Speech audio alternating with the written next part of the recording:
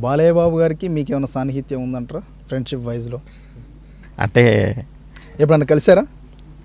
అంటే అన్నయ్య పోయినప్పుడు కలవడమే, నేను ఇంకా తర్వాత మళ్ళీ కలవలేదు. సో కలవాలని అనుకుంటూ ఉంటాను. ఒక షూట్లో బాలయ్య గారి ఒక మూవీ షూట్లో ఒకసారి కలవడం జరిగింది. ఎలా ఉంటారండి మీతోటి?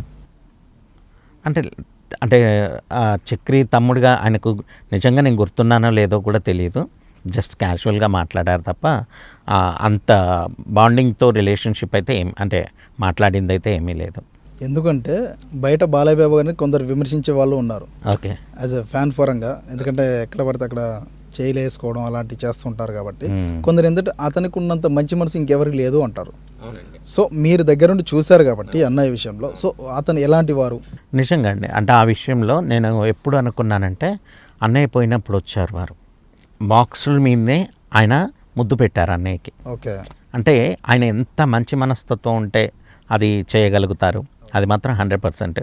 ఏమంటే ఒక్కటి, జనాలలో విసిగించినప్పుడు కోపం వచ్చిన దాన్నే మనం కన్సిడర్ చేయకూడదు.